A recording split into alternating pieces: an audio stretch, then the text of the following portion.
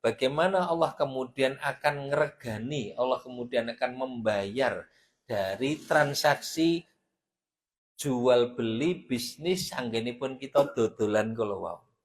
Di ayat 160 Allah ngendika setunggal amal kasainan samangke diregani 10 kali lipatnya. Manja bil hasanati falahu asyru amthaliha. Barang siapa melakukan satu amal kebaikan, Allah akan balas dengan 10 kali lipatnya. Niku nilai yang paling rendah minimal, paling sekedhik. Allah Subhanahu wa taala bahkan bisa memberikan nilai atau harga yang lebih dari itu. Saged kemawon ngantos 700 kali lipat. Di ayat 261 surat Al-Baqarah kita saged maos kados pundi Allah ngregani amal kasainan kula panjenengan samenika bisa sampai 700 kali lipatnya.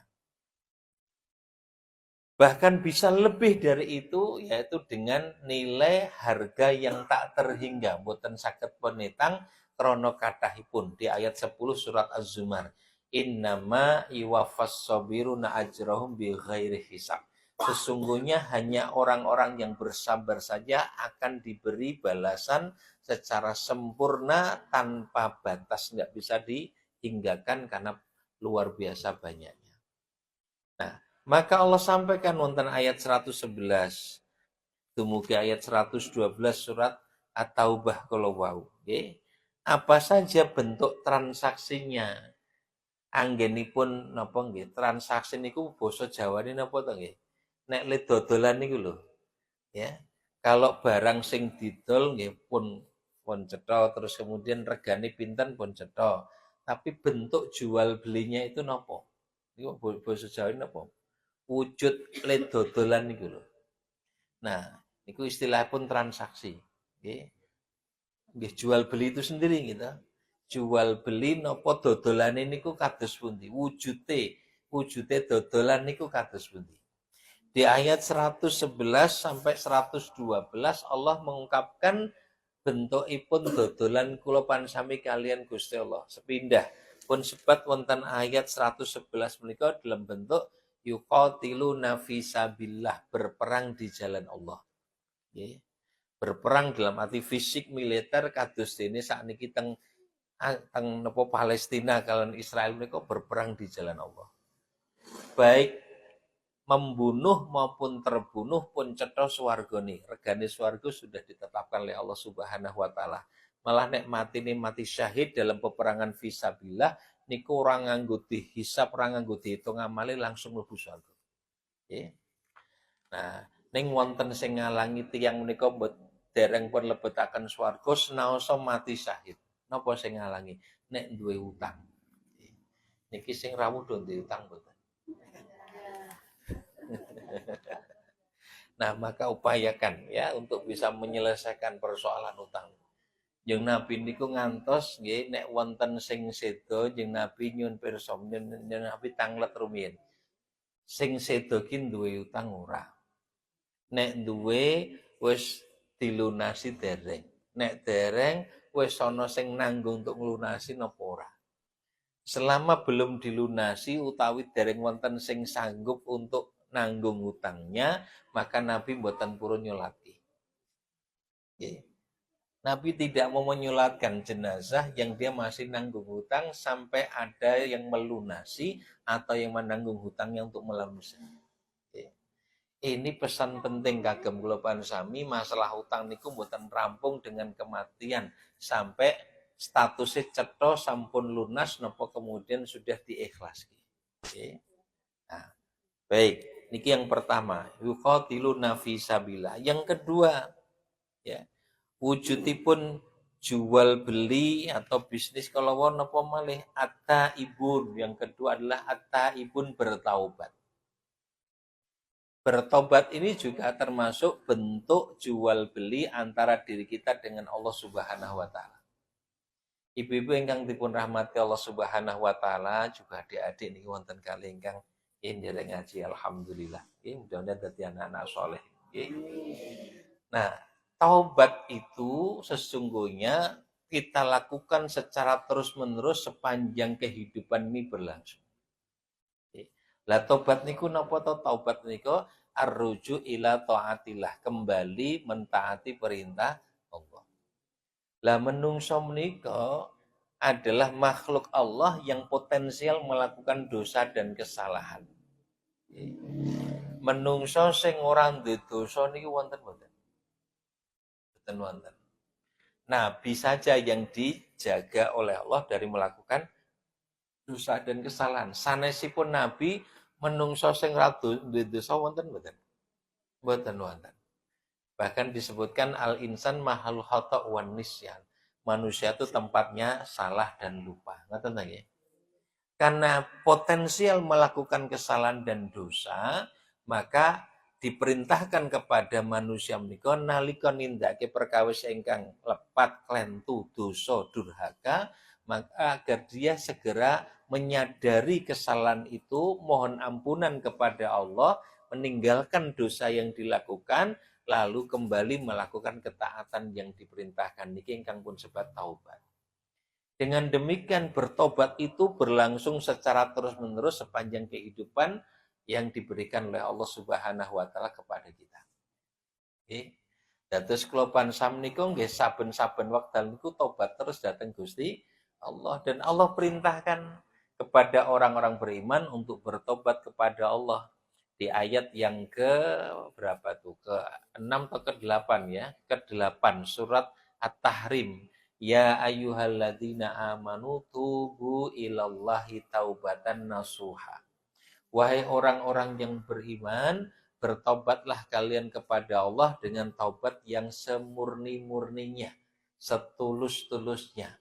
Yang dengan itu yukafir angkum sayyiatikum, Allah akan menghapuskan dosa-dosa kalian. Lah ning tobat sing tenanan niku ingkang kados pundi? Mboten klenten nanti kula aturaken, kita ingatkan kembali nggih. Sepindah kedah wonten penyesalan di dalam hati. Gelo getun wonten lebet manah niki bagian yang pertama dan pokok dari tobat yang kita lakukan. Wonten raos gelo, wonten raos getun, ada penyesalan di dalam hati. Maka disebutkan an-nadmu at-taubatu. Penyesalan itu adalah taubat. Nah, penyesalan ini akan sangat menentukan tindakan selanjutnya. Wong niku nek gelo, maka kemudian nyuwun pangapunten datang Gusti Allah. Ngoten nggih. Saking gelane terus kemudian nyuwun pangapunten, nyuwun pangapura, istighfar, astagfirullahaladzim. Nek ora ana rasa gelo ya malah baleni melih perkawis dosa kala. Tapi kalau ada penyesalan wonten raos getun gelo kala wau, maka lisanipun lajeng nyuwun pangapunten dhateng Gusti Allah. Maos istighfar. Bahkan terus-menerus ia melakukannya agar Allah Subhanahu wa taala benar-benar memberikan ampunan kepada diri. Yang ketiga, ungkapan istighfar mohon ampunan kula wau tentu kemawon dibuktikan dalam bentuk napa? Meninggalkan dosa yang dilakukannya. Nek sampun nyuwun pangapunten dhateng Gusti Allah, nggih dosane kula wau pun tilar. Tarkul maksiyah. Yang keempat, kalau sudah meninggalkan dosa yang terlanjur dilakukan kula wau nggih sampun istighfar, maka dalam hati berniat untuk tidak mengulangi. Inilah tekad untuk tidak mengulangi dosa dan kesalahan.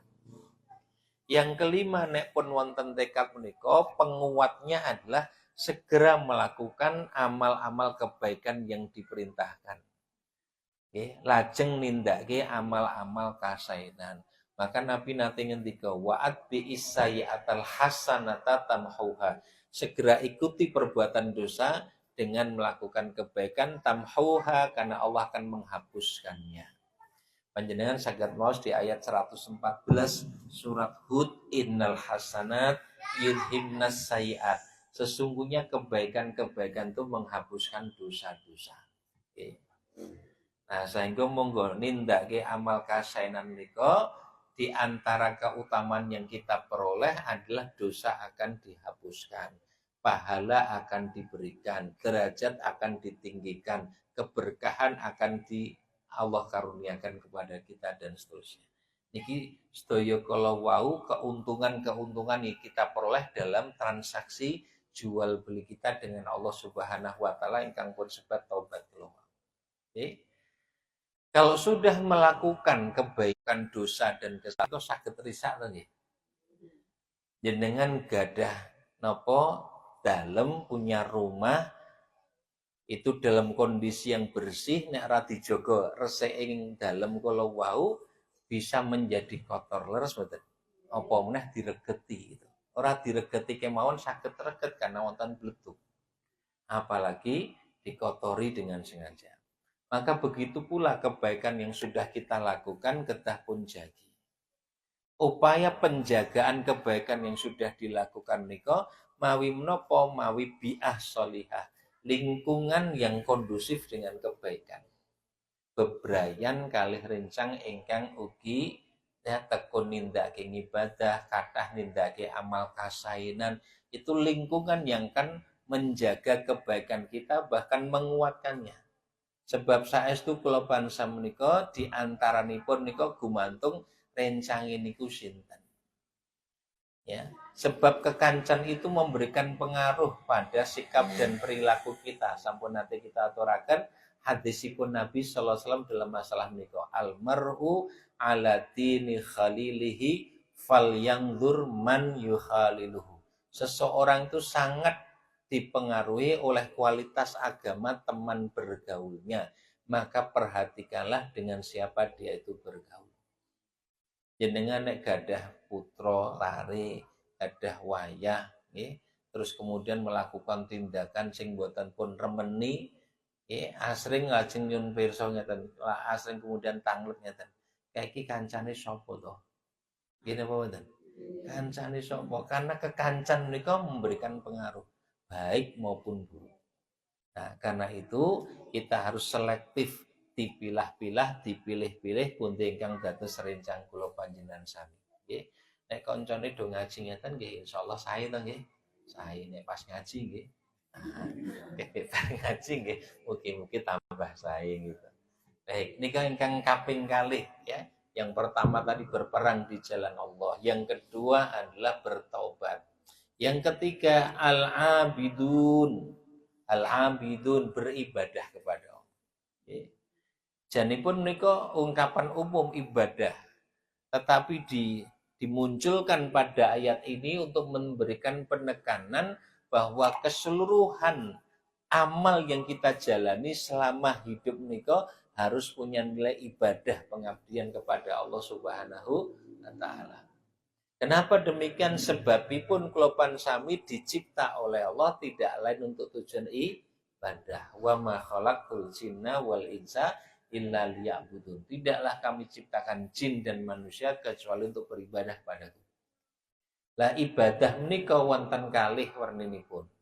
Sepindah ingkang pun sebat al-ibadah al-ammah, ibadah umum. Yang kedua adalah al-ibadah al-khassah, ibadah khusus. Napa bentenipun apa perbedaannya?